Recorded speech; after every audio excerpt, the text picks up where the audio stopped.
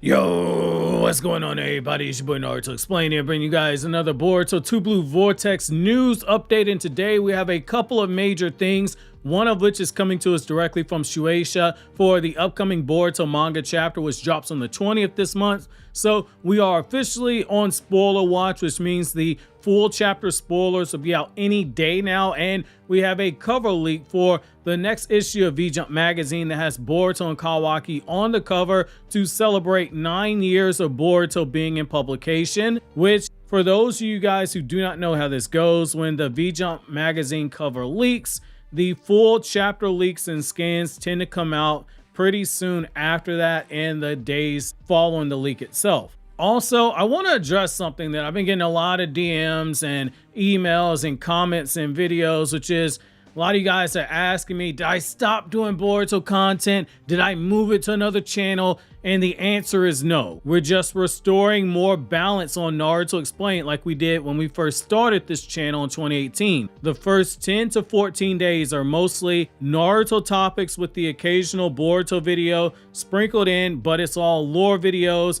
video essays, explained videos, no light novel content. Those are videos that have been done by various editors who worked on all this content that's been on the Patreon website behind the paywall for over a year now. Each month, the first 10 to 14 days are videos like that. Then when we get the Boruto spoilers, so on a day like today, I switch back to doing Boruto discussion topics on the chapters, reviews, the news, and things of that nature until the end of the month. I want to address this because I've gotten comments on videos that are not related to the topic saying, hey, bring back Boruto videos. I've been getting emails on that. The OBC did not go anywhere. The original Boruto chief did not go anywhere. We're just switching it back up a little bit. This channel started as a Naruto channel that covered both Naruto and Boruto. And for the last 2 years, it's been a little too heavy on the Boruto side. So we are restoring balance. So with that out of the way, let's look at the official spoilers that come out via Shueisha over on the official Naruto website. So like always, this is information they want you to know in order to drum up hype for the chapter. So based on what we have, it seems as if the chapter itself is going to be starting off with a flashback of Boruto and Sasuke after they've gotten away from Konoha's Anbu Black Ops and they finished their conversation up with Ada. And we know this to be the case due to Sasuke having treated the scar on Boruto's eye by wrapping his head and his face with that bandage,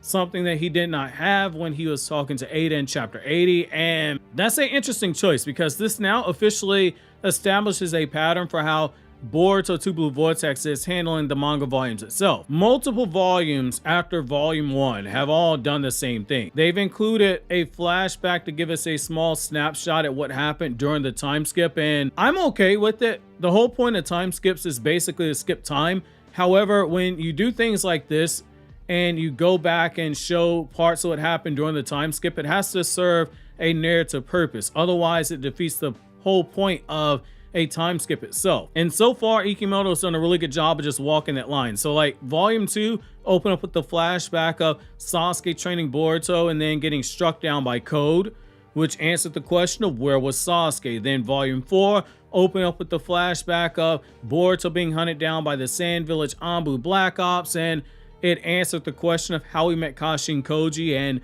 we got the whole thing about the 10 Directions Jutsu. And then we saw Gaara in that same volume hunting down Boruto, and we saw Kashin Koji training Boruto, which explained how he learned the Flying Raijin. Then volume 5 gave us the flashback for Team Gaara getting ready to hunt down Boruto. Now in volume 6, we are seemingly opening up with Boruto and Sasuke yet again, and I think this pretty much confirms that like Sarada's probably going to be on the chapter cover, because we're getting a color page, and that's a brilliant way to transition over if you have Sarada on there, just given how the last chapter ended. Now their conversation, it is short, but it is packed with quite a bit of information. So Sasuke is further explaining to Boruto how it is that he ended up choosing to trust him despite what Sasuke said in chapter 80 of Boruto Naruto Next Generations, where he said, to paraphrase his words, he was freaking out because he realized he couldn't trust his own memories, but he was choosing to believe in his daughter. And as we all know, you had that iconic panel of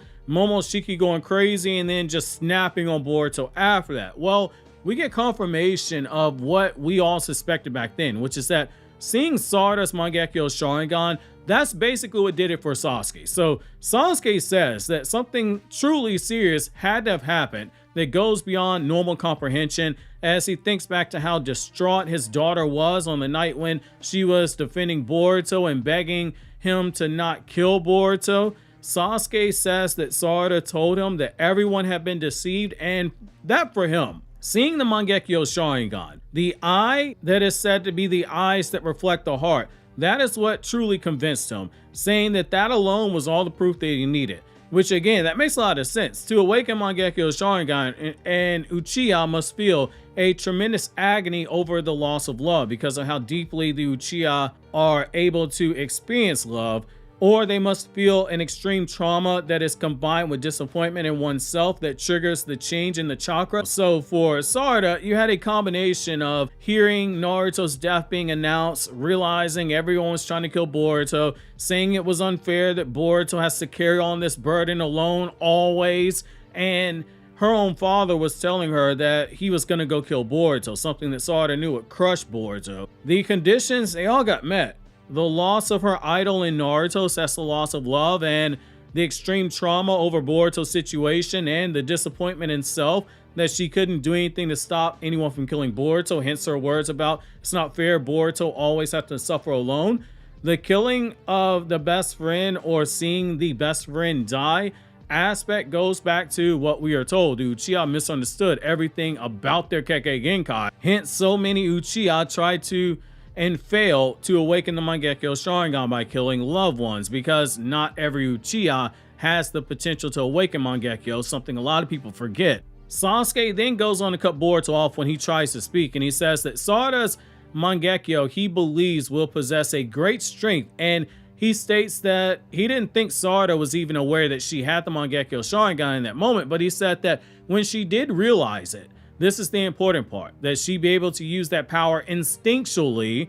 I'm saying that because a lot of people are saying she needed to have trained a Mangekyou to use it. That's not true. That has never been true. And as we saw in the last chapter, she was using that power like it's nothing, which is consistent with the lore. No Uchiha in the history of the Uchiha clan has ever had to train themselves to use the Mangekyou Sharingan. If you do something like that, you go blind. That is an eye that has a quick expiration date if you spam it. Every Uchiha who has ever used Mangekyou Sharingan, they knew what their powers were right then and there, and they knew how to use them from the jump.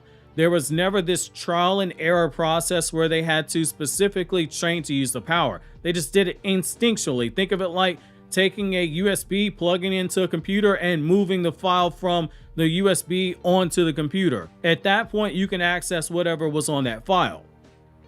The only person who ever had to do something like that was Kakashi, and Kakashi was not an Uchiha, and that eye was never his eye to begin with, and the guy didn't even know he had Mangekyou until some point during that 2.5-year time skip between Naruto volume 27 and 28, so between the end of Naruto part 1 and Naruto Shippuden. Hence, he told Naruto when he returns to Konoha and you see Naruto meeting with Tsunade and Sakura and Konohamaru and Kakashi in the streets, not in the Hokage office like you see in the anime, and Kakashi says that he has a brand new jutsu he's been working on, which we know is that Kamui jutsu, which Kakashi later on in that same arc calls the Mangekyou Sharingan his new eye. He never knew he had it, which makes sense. He's not an Uchiha. That's fine. It's consistent with the lore. However, this is where I did groan a little bit when I was reading Sasuke's comments here, because this is one of those situations where the story, it explains it fine enough, but it's not consistent what we've seen in the series. No Uchiha who has ever awakened Mangekyou Sharingan was unaware that the chemical imbalance in the brain took place. They just knew, oh shit, I have the Mangekyou Sharingan. Even the basic Sharingan, outside of Sasuke in the manga via the Uchiha Massacre, where he awakened the Sharingan and was unaware that he had it for a whole 4 years, the manga explains it and sets it up very well in Naruto Part 1 if you reread Naruto Part 1. Way back in the Bell Test in Volume 1, Sasuke was already getting his memories back of the Uchiha Massacre. He's telling Sakura in the correctly translated version that Viz Media screwed up, that on that night he was crying and that he did not know why he was crying. The he in that instance was Itachi, but Viz Media dropped the ball. They translated as Sasuke was saying that I was crying and he didn't know why I was crying. I, of course, being Sasuke, which we learned in Naruto Volume 44 that what Sasuke meant was actually Itachi. He awakened the Sharingan and the trauma of the massacre blocked off his memories, hence he never knew he had it. That Sakura and Shizune scene with Sarada in the anime adaptation of Naruto Gaiden, that's anime only. That scene where like Sakura is telling Shizune that Sarada awakened Sharingan as a toddler and she never knew she had it all this time, that's anime only. Whereas in Naruto Gaiden in that manga, Sarada, once she awakened the Sharingan on her way to seeing Sasuke, she's shown throughout that entire manga from like Naruto chapter 704 to chapter 710. She's cutting that eye on and off at will, and it's consistent with the lore. The scene where she looks down at her hand when Chocho points out that her Sharingan is on and that she has monster strength when she one-shots one of the Shin clones, or all the Shin clones are together, the light bulb goes off in her head because this entire arc she's doubting whether or not she's Sakura's daughter, and she goes, oh my god, I have something from Sakura and I have something from Sasuke. They really are my parents. And that leads to that Sakura, Sasuke, and Sarada full page spread where you have the scene where they tell Sarada it's because we have you. So I guess what I'm trying to say here is Ikemoto appears as if he's trying to say that Sarada was just so super emotional back when she awakened the Mangekyou Sharingan, which I think we all would agree is the case, that she didn't even realize that her eyes had transformed, that she was concerned from Boruto and she didn't even notice it was there. I mean, that's believable and you can swallow it because it does work. It does make sense to go that route. But at the same time, I'm being blunt with you. I think it's a bit much. Again, it makes sense. But at the same time, every Uchiha we've ever had in the series, when they awakened the Mangekyou Sharingan, they knew it. Nobody had to tell them, and they knew how to use the powers. That latter part, Sasuke does say that here, that when she does become aware that she has the eyes, she's instinctually going to know how to use it. And on that is huge because when you look at her eyes, she has a straight pattern Mangekyou Sharingan, which straight pattern Mangekyou Sharingan are stated to be on a different level than what you get with the normal ones. Madara called it special. She's got a straight pattern like Madara and Sasuke. That's basically Ikemoto preparing you like, hey, she's going to use this overpowered ability as easy as she's probably going to be shown walking. I'm just more annoyed that the one Uchiha in the history of the clan who awakened the Mangekyou and wasn't aware that she had it was a female. You already got a character now who people are already dunking on her saying, oh my god, she has the Sharingan, but why does she need glasses? This is not going to help that. Now, don't get me wrong, it's not a big deal. But at the same time, if you're one of the patrons that are in the Patreon Discord server, which if you are a patron and you're watching this video, DM me on Patreon so I can give you the server invite. I know some of you guys said that you haven't gotten it from the Patreon Discord bot. But if you're in that Patreon Discord server, you know, when I was drinking my protein shake this morning, getting ready to go to the gym, I went nuclear. I was pulling out Simpsons memes and everything. So again, it does make sense, but I'm not going to sugarcoat it. I'm not a fan of it. However, again, it makes sense. So I'm not going to call it a retcon, yet at the same time, I'm not going to be the person that is going to argue with someone if they do call it a retcon. Because Shisui knew he had it, Itachi knew he had it, Obito knew he had it, Sasuke knew he had it, and they all used their powers pretty quickly right after that. But Ikemoto's built up enough goodwill with me personally where I'm just rolling with it. I think I told my guy Saran over on Twitter the other day, like, when you read fiction, you just suspend disbelief. When you start questioning things too much, you've outgrown fiction as a medium. So now with that part out of the way, the 9th anniversary cover that Boruto got for V-Jump magazine, celebrating 9 years of Boruto being a manga, that's where things get very interesting. I might end up doing a video on this. Normally, I don't care about covers for V-Jump magazine, but the reason why this one is so interesting is it literally has Kawaki with that staff that we see him with during that flash forward sequence. That was not by mistake. A few chapters ago, after Kawaki is demanding that he gets his limiters removed so he can get Ishiki's full attack power, and he's demanding whatever scientific methods Amato has that can make him even stronger after he gets those limiters removed. So basically, current Kawaki plus Ishiki's full attack power plus even more scientific enhancements, potentially Shibai Otsutsuki cells. Now we also get Kawaki with that staff.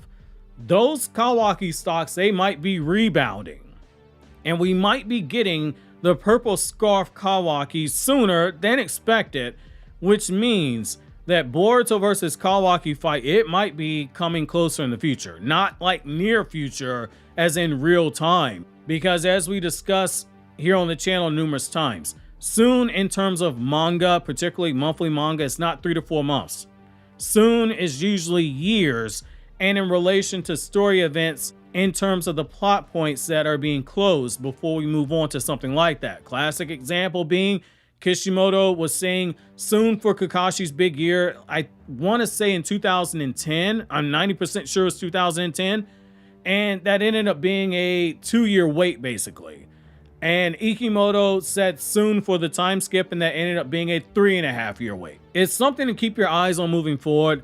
Since we did get that sneak peek today, tomorrow's video will be a lore video that I originally planned to publish today. You'll see Himawari on the thumbnail for that, but it is a lore video. And then Wednesday, we'll go back to the Boruto discussions until we get full chapter leaks, and depending on when we get the raw scans, the review will either be out on the 20th or a couple of days after, because the chapter review editor needs a couple of days to maintain the quality that you guys have seen for the Two Blue Vortex chapter reviews. While you wait for tomorrow's video, click here on the left to see the video on Boruto characters who can kill Madara, and click here on the right to see the strongest taijutsu video that went up yesterday on the channel.